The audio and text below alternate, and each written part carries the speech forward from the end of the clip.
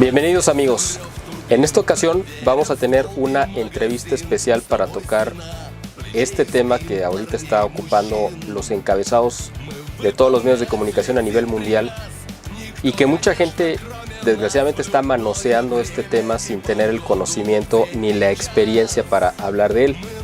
Pero por eso es que nosotros aquí quisimos traer un experto. Yo creo que es la persona que más sabe probablemente a nivel internacional, de cuando menos de lengua española, sobre este tema del conflicto entre Ucrania y Rusia. Y le agradezco además que nos acompañe en esta ocasión, en esta entrevista, al doctor Luis Zapater Espi, que es, pues catedrático universitario, fue juez en España, tiene un doctorado en Derecho por la Universidad de Valencia, ya tiene años radicando en México, y además la parte que lo convierte en un experto, aparte de las materias de las cuales él es catedrático, pero él tiene precisamente su doctorado, lo hizo sobre el tema, su tesis doctoral, sobre la historia y conflictos de Rusia y Ucrania. Y pues de hecho le dedicó muchos años a este tema, a la investigación, y además viajó y vivió un tiempo en los dos países. Ha hecho muchos viajes, varios viajes, ahorita nos va a platicar de ellos, a Rusia y a Ucrania, así que conoce de primera mano no solamente físicamente los lugares de los que nos va a hablar, sino que conoce a la gente, la idiosincrasia, la historia, la religión y todo lo que él pudo recabar en esta experiencia, que además no solamente fue como turista, sino fue como un investigador a recabar información, experiencias, vivencias, testimonios, y de todo ello nos va a platicar como el experto que es de este tema, quizá el mejor que pudieran o que van a poder ustedes escuchar en cualquier otro medio. Así que Luis, te agradezco este tiempo que nos vas a dedicar para poder hablar con la audiencia de nuestros canales, porque sabemos que además estuviste muy solicitado en estas últimas semanas por muchos medios nacionales e internacionales para hablar precisamente de este tema, porque tú eres el experto. Así que te agradezco este tiempo que nos dedicas, Luis. Muchísimas gracias, Miguel. Creo que quizá pudiese haber algo de exageración, ¿no? Porque yo no sé quién será el mejor experto en este tema, en lengua española, pero desde luego he intentado informarme lo mejor posible, porque como tú comentas, la tesis doctoral, la cuestión nacional en el espacio político postsoviético, me llevó durante 7 años a investigar con muchas fuentes españolas, británicas, estadounidenses, rusas, etcétera, los conflictos etnonacionalistas en las más de 10 repúblicas exsoviéticas, ¿no? Es decir, no solamente estudié el conflicto entre Rusia y Ucrania, también lo que ha sido la evolución política de Rusia, Bielorrusia, Estonia, Letonia, Lituania, Moldavia, Kirguistán, Kazajistán, Uzbekistán, Turkmenistán. Es decir, pues realmente pues todo lo que fue ese marco geopolítico. Y has descrito muy bien en la introducción lo que para mí fue un cambio en mi vida. Desgraciadamente no tuve bastante apoyo para investigar este tema, porque todo me lo costé por parte de mi bolsillo, no hubo ninguna beca, ningún apoyo, porque si no hubiera sido la línea principal de investigación de mi vida, y actualmente pues dominaría el idioma ruso y habría hecho todavía más cosas, ¿no? Pero bueno, la tesis me ocupó 7 años, efectivamente estuve en Rusia, estuve en Ucrania, conozco a esos países, tuve excelentes amistades, por desgracia algunos amigos ya fallecieron, incluso pues alguna relación muy personal, ¿no? Con lo cual pues conozco bastante bien la forma de ser de estos dos países. Y una cosa importante para mí fue, en el año 2000, mi primer viaje a Rusia fue como una especie de experiencia espiritual, es decir, yo me di cuenta de que esa tierra es especial. He leído que algún santo, o tal vez alguna de las...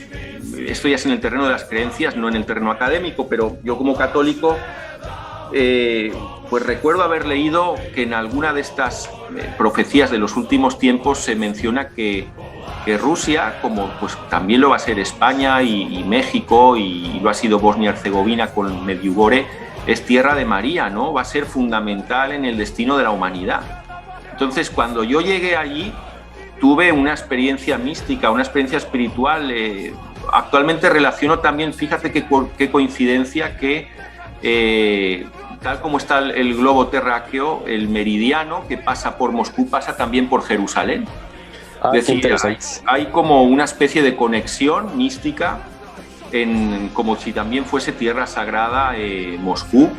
Es decir, para mí fue increíble conocer a los principales líderes del nacionalismo ruso en aquel momento, y mi experiencia particular que más me motivó para continuar investigando fue encontrar a una persona que lo dio todo por su país, que fue incomprendido, acusado, perseguido, maltratado, Dmitry Vasiliev, un verdadero patriota ruso de la cabeza a los pies, fundador de la organización Pamyat, una organización que se descalificó por los medios de comunicación, tanto rusos como europeos, como pues prácticamente pseudoterroristas o algo similar, gente violenta, gente peligrosa, porque llevaban uniformes de negro, hablaban de la Santa Rusia, denunciaban la influencia de la masonería en el desarrollo para mal de la humanidad. Pero cuando uno investiga sobre lo que fue ese movimiento se da cuenta de la tremenda manipulación que hubo en él. Y es más, cuando yo en España inicié mi camino en la política, me di cuenta de que muchas de las cosas que me decía Dmitry Vasiliev eran ciertas. Esas actividades de provocación, de que en un movimiento político patriota te introducen a un delincuente y tú no sabes qué es delincuente hasta que no comete una fechoría, algún acto violento que atribuyen a los tuyos y que no es cierto, lo ha cometido alguien, pues un acto de falsa bandera. Todas las estrategias de desinformación, manipulación, provocación que los grupos patriotas de toda Europa han sufrido durante todo este tiempo, después de la Segunda Guerra Mundial, de estos gobiernos, de estas autodenominadas democracias, que realmente son plutocracias descubiertas, es decir, el poder del dinero disfrazado de democracia. Qué interesante. Tú estuviste en este viaje de tu tesis doctoral a principios de este siglo, si no mal recuerdo, ¿no? Yo hice varios viajes. Hice viajes en el 2000, 2003, 2005, tanto a Rusia como a Ucrania, tanto por motivos académicos como por motivos personales, por haber tenido relación afectiva. Pues yo tuve alguna novia rusa, luego ucraniana, entonces pues puedo decir que conozco con cierto detalle el carácter colectivo de estos pueblos. Me encantó el sentido de hospitalidad que tienen, me encantó que conservan sus tradiciones, aunque la influencia globalista ha degenerado también la población, como es lógico, pero pues eso de una persona que no conoces de nada, que te ve extranjero, te sonríe, te ofrece ayuda, la espiritualidad en las iglesias, el recuerdo de la historia que tienen y el respeto por la autoridad. Me quedé impresionado. Esto, bueno, lo criticarán diciendo que es instinto gregario, que es un resto del comunismo.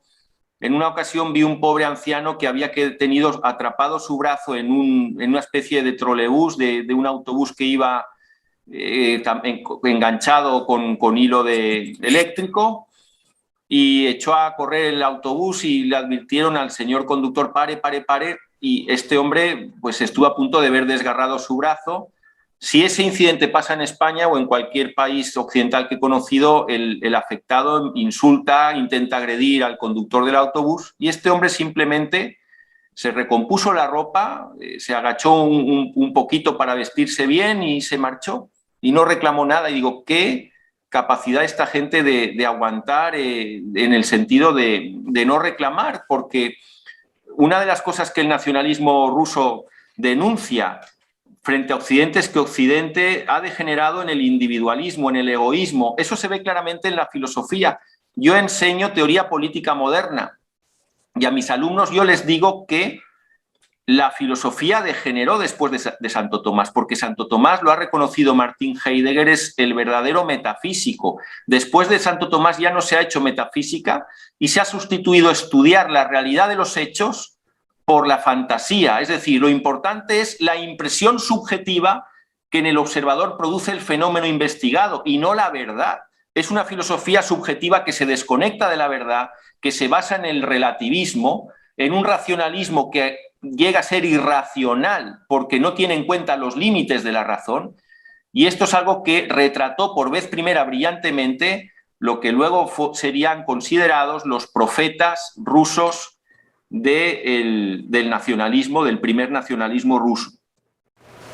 Pero además yo creo que Santo Tomás llevó la filosofía a su máximo, ya no puede subir más la filosofía, creo yo, por ejemplo, en el caso de Platón, o Sócrates y Platón lo llevaron a su máximo nivel en cuanto se podía, porque todavía no tenía la revelación, y en el plano incluso de lo espiritual lo llevaron a lo máximo que podía llegar.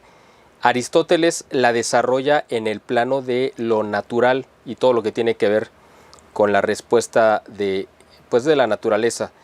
Y Santo Tomás toma ambas corrientes, la parte más espiritual y la parte más material de ambas escuelas de pensamiento filosófico griego, y eleva la filosofía hasta llegar a tocar la teología. Yo estoy convencido que la diferencia, bueno, entre otras muchas, digamos, entre la filosofía y la teología es que la filosofía es la ciencia que plantea las preguntas y la teología es la que tiene las respuestas. Entonces, Santo Tomás me parece que llevó a la filosofía a su máximo porque la insertó o la hizo tocar el plano teológico, y ya de ahí ya no se puede subir más, ya ascender más en la filosofía ya es entrar en la esfera teológica, que es lo que hizo Santo Tomás, ese puente, y por eso yo creo que es el más grande filósofo de la historia y probablemente el más grande teólogo también.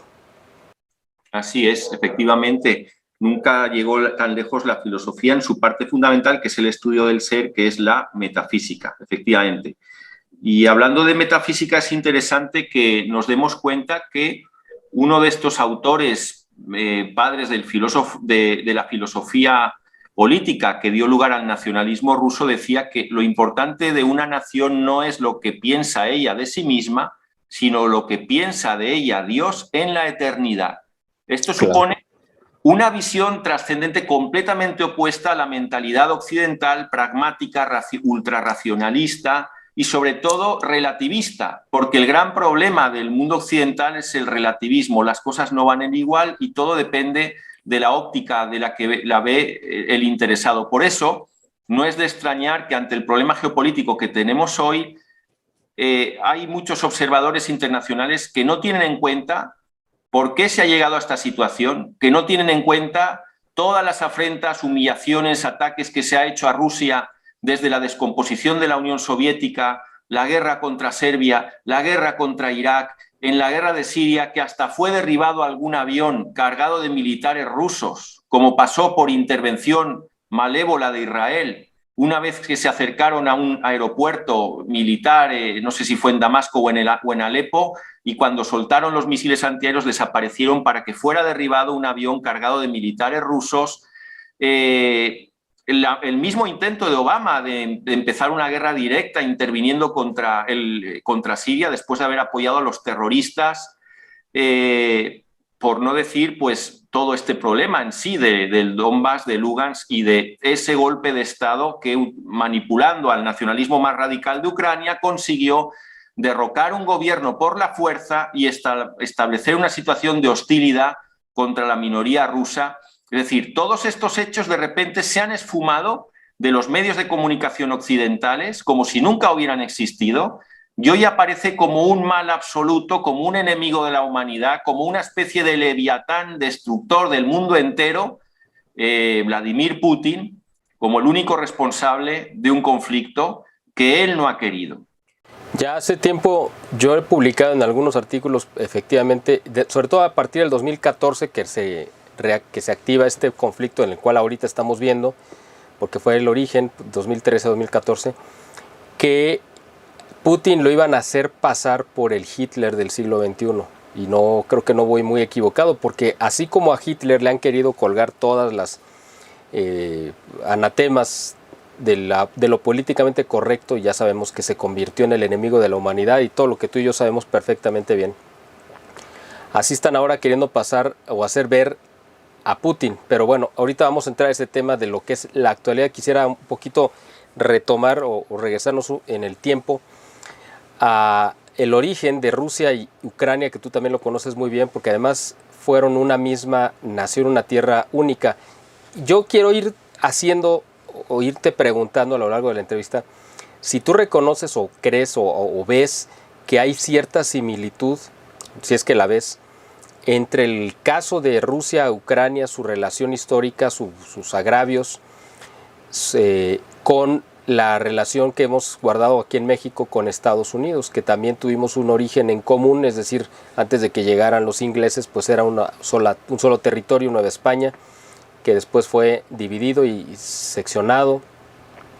Y bueno, pues después el país grande, que fue Estados Unidos, o que es Estados Unidos, le fue quitando pedazos a México por el norte y el sur. En el sur, bueno, pues Inglaterra intervino.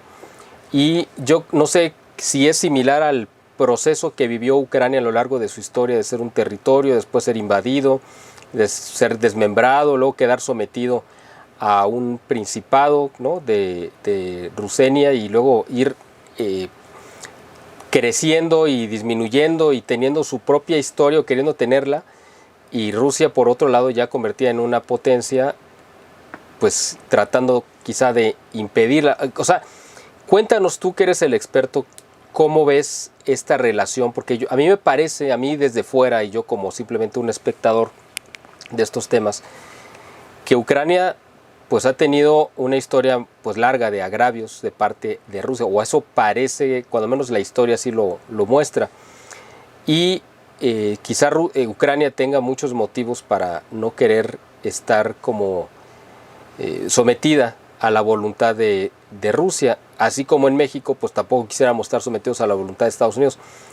¿Cómo ves tú? ¿Cuál es tú como experto y que conociste la idiosincrasia y la historia y que conoces de ambos pueblos, hasta dónde realmente son verdaderamente o espiritualmente un solo país o un solo pueblo en dos países, o si son dos naciones total y absolutamente distintas, hasta donde los ucranianos sienten ese rencor y coraje o no lo sienten contra Rusia, o los rusos se sienten superiores a los ucranianos? O sea, cuéntanos esa parte que tú viviste directamente, que conoces perfectamente, para que la gente vaya entendiendo en qué nos encontramos, porque para México o para la gente de Hispanoamérica, quizá en España no, pero acá en América sí, pues Ucrania y Rusia es como si hablaras de Marte y Venus, es decir, son dos cosas que son totalmente ajenas a nuestra realidad.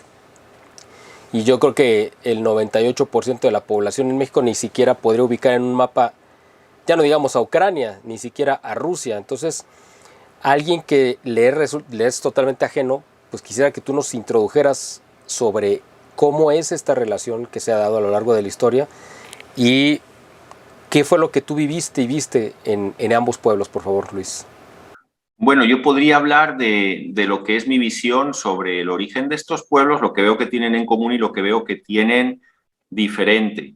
De lo que has comentado de paralelismo, hay un cierto paralelismo en el sentido de que hay una potencia que vive más bien en el norte, que es Rusia, salvo esa zona sur, ese apéndice que actualmente es Crimea, y otra que está en el sur, que tiene menos desarrollo, es un país, es de los países más pobres de Europa, ¿no?, más débil. En eso podría haber cierto paralelismo, pero por lo demás yo creo que no se corresponde tanto con la situación geopolítica como la de México-Estados Unidos. Entonces voy a ir explicando tal como lo veo yo. Por favor. Hay dos tesis sobre el origen de este problema. Existe la tesis que dice que realmente son el mismo pueblo, que han tenido una evolución histórica distinta, que es la que yo sostengo, y la otra tesis, sobre todo, que es sostenida por historiadores nacionalistas ucranianos, pues como Mykola Michnovsky, y también había otro historiador, creo que se llama Shevchenko, que manifiestan, había una obra clave, Los dos pueblos del Rus, venía a decir esta obra que si bien en el antiguo territorio llamado Rus, con capital en Kiev, pues surge una cultura eslava, con la evolución histórica se separan en dos naciones claramente diferenciadas. Y esta diferencia, los historiadores nacionalistas ucranianos pues la sitúan en un origen turco-mongol de los rusos, los nacionalistas que se orientan hacia una especie de nacionalismo blanco, mientras que otro tipo de historiadores ucranianos más minoritarios dicen lo contrario, que la esencia de Ucrania estaría en lo cosaco, en el pueblo cosaco, que estuvo enfrentado en el pasado con Rusia. Los cosacos son un pueblo de origen turco-mongol, mientras que los rusos serían los eslavos. Lo que yo pienso es que en sus inicios, por lo menos, son el mismo pueblo, es decir, yo creo que tienen un origen común, pero yo le discutiría a Putin que son el mismo pueblo, porque no son el mismo pueblo. Es decir, en alguna ocasión he puesto el ejemplo, por ejemplo, con respecto a lo que son catalanes y valencianos. La lengua es muy similar, pero no es la misma. Hay ciertos aspectos de carácter comunes y hay ciertos aspectos de carácter diferentes, pero realmente no somos el mismo pueblo. Ambos somos españoles, aunque lo nieguen los separatistas catalanes, pero no somos lo mismo. Entonces, rusos y ucranianos son pueblos eslavos principalmente, a mi juicio, pero no son lo mismo, con independencia de que una parte de la población de Ucrania se identifique con la cultura rusa y merecería tener un respeto de, por lo menos, cierto derecho de diferenciación, de autonomía cultural.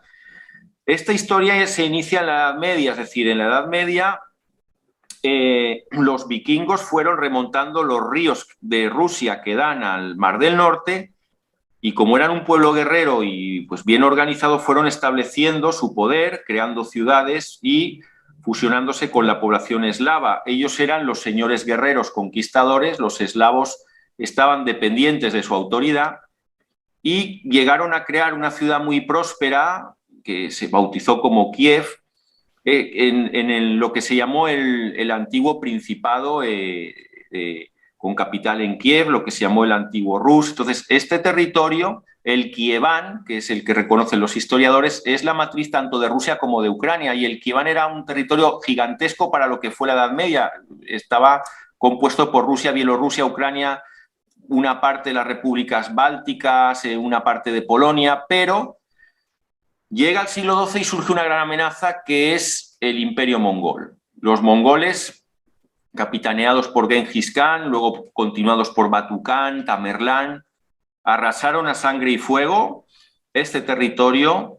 Para Rusia fue una terrible experiencia la invasión mongola, es decir, se han hecho estudios que revelan que hubo lugares de Rusia que 5/6 partes de la población rusa o fue exterminada o acabó como esclava fuera de su lugar de origen, en poder de los mongoles. Es decir, pues la Unión Soviética criticó mucho a Alemania con la guerra que hubo, soviético-germana, ¿no? Del 41 al 45, que dijeron que fue un intento de genocidio contra el pueblo soviético porque cayeron más de 20 millones de ciudadanos soviéticos, pero realmente, proporcionalmente, fue en términos numéricos mucho más fuerte en términos de bajas y de gente que se perdió esa invasión mongola. Entonces, esa invasión mongola destruyó por completo Kiev, la arrasó, mataron a muchos habitantes, esclavizaron a una parte de ellos, y para evitar que se repitiera esa situación se fundó una ciudad nueva más al norte, que fue Moscú, y que con el tiempo sería la capital del Imperio ruso. Y aquí también hay que hacer una referencia al nacimiento de Rusia como potencia. El príncipe Vladimir fue el fundador de Rusia, del Imperio ruso, que luego sería llamado San Vladimir porque se convirtió al cristianismo. Curiosamente, hay cierto paralelismo con Roma, porque la leyenda de la fundación de Roma nace un 20 de abril, el día 20 de abril tiene mucho simbolismo. El 20 de abril también es el nacimiento de Mahoma, el nacimiento de Hitler, es decir, ha habido personajes e imperios muy decisivos relacionados con el 20 de abril. Bueno, 20 de abril del 753 a.C. nace Roma, de la mano de Rómulo. Y el último emperador romano es Rómulo Augustulo. Entonces, fíjate qué coincidencia, el fundador de Rusia es Vladimir y el que pone fin a la Santa Rusia es Vladimir Ilich Lenin. Es decir, es una coincidencia que parece un tanto providencial, ¿no? Bueno, pues lo cierto es que ¿por qué se convirtió al cristianismo Vladimir? Pasó de ser el príncipe Vladimir al San Vladimir.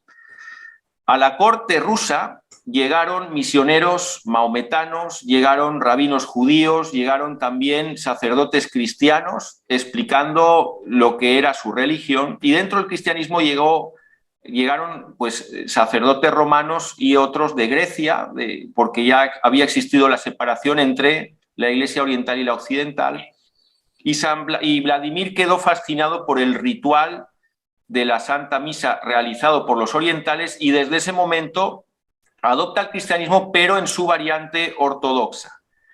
Y es interesante porque a partir de ese momento el destino de Rusia está ligado a Constantinopla, está ligado a Bizancio, y Bizancio fue la continuadora legítima del Imperio Romano, con lo cual, cuando cayó Bizancio en 1453, después de su heroica resistencia frente a los turcos, el zar declaró que Rusia sería la heredera espiritual de Bizancio.